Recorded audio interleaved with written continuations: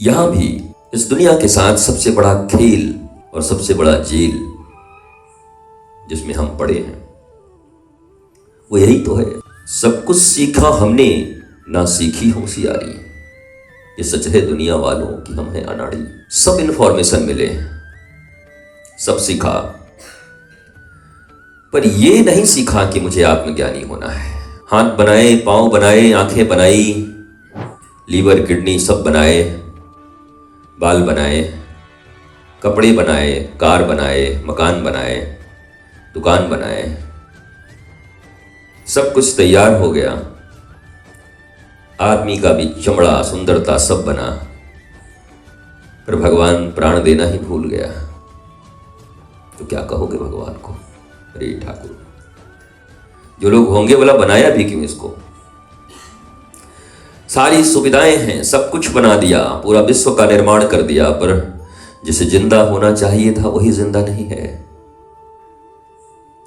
वैसे ही तुमने भी अनंत कर्म किए, अनंत विचार हैं तुम्हारे पास, बहुत सोच है, बहुत योजनाएं हैं तुम्हारे पास, पर तुम आत्मज्ञानी नहीं हो। स्वयं से ही तुम्हारा पहचान नहीं है। शाश्वत धर्म क्या है इसका बोध नहीं है तुम्हें, और इसके कारण तुम्हारे द्वारा किए जाने वाले अनंत परिश्रम, अनंत ईमानदारी, अनंत उद्योग, डेडिकेशन, बनाए गए हजारों लाखों रिलेशन, भीतर में इमोशन, ये सब के सब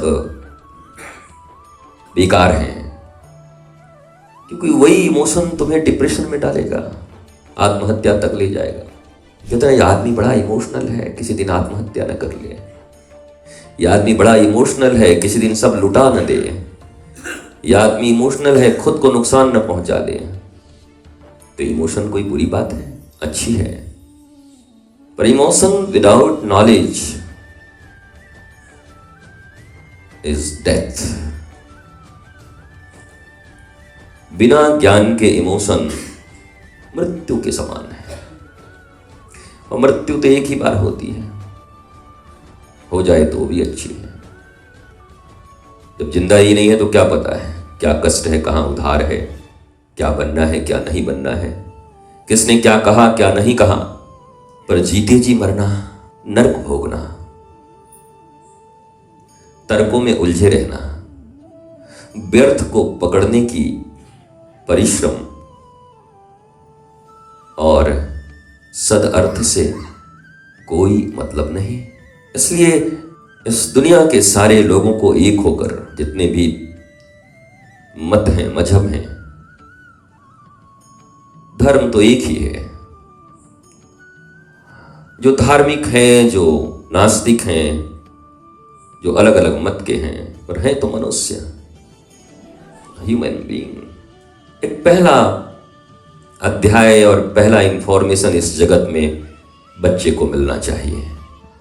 ये मम्मा, ये पप्पा, ये कक्का पढ़ाने से पहले उसे यही बचपन से बताया जाए, बोलो आत्मज्ञान, मन ज्ञान, उसको वही सिखाओ। क्योंकि आज अगर वो ये बोलना सीखेगा तो कल वो पूछेगा व्हाट इज आत्मज्ञान। क्योंकि आज मम्मा बोलता है तो कल मम्मा के अर्थ को भी समझता है, आज पापा बोलता है तो कल पापा के अर्थ को समझता है। घड़ी, टीवी, खिलौने, सबके अर्थ को समझता है। एप्पल, राइस, वेजिटेबल्स, सबको समझता है।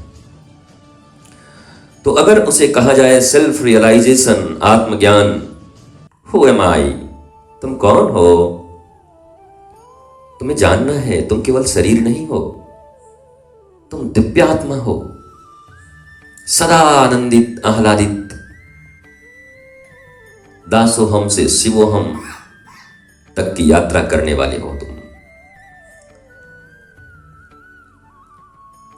और इसलिए तुम्हें पहले ये जानना है। बच्चे तो बच्चे हैं, उनको जो बताओगे वही जानेंगे।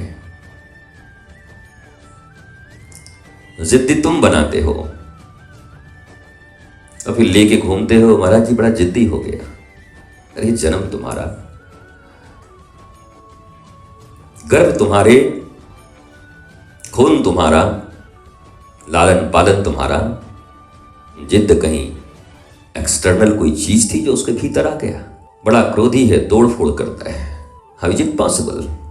अगर मां विध्वंसक न हो और पिता विध्वंसक न हो तो विध्वंसक हो जाए, संभव कैसे है? और फिर इस जन्म के बाद आसपास के जो सराउंडिंग्स हैं उन घेरों में भी कोई अर्थ की बातें नहीं हैं, सब व्यर्थ हैं, निरर्थक, दो कौड़ी के।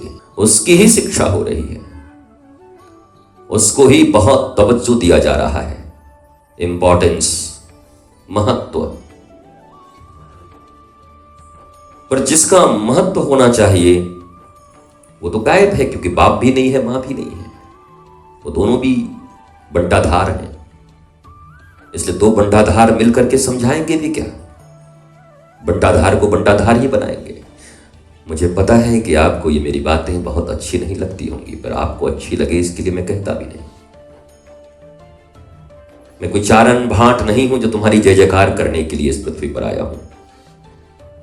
ये काम जय जयकार करना चारण और भाटों का है, सत्य हो असत्य हो। राजा पृथु, भागवत जी में एक बहुत प्यारी कथा आती है। पृथु जब राजा बने तो सारे लोगों ने राजा की जय हो, महाराज की जय हो, महाराज की जय हो पकड़ा है कोई तरह। काय बात का जय है? मैंने क्या किया? अभी तो मैं राजा बना हूं, आज ही मैंने ऐसा कौन सा काम कर दिया जिसके लिए तू मेरी जय जयकार कर रहा है?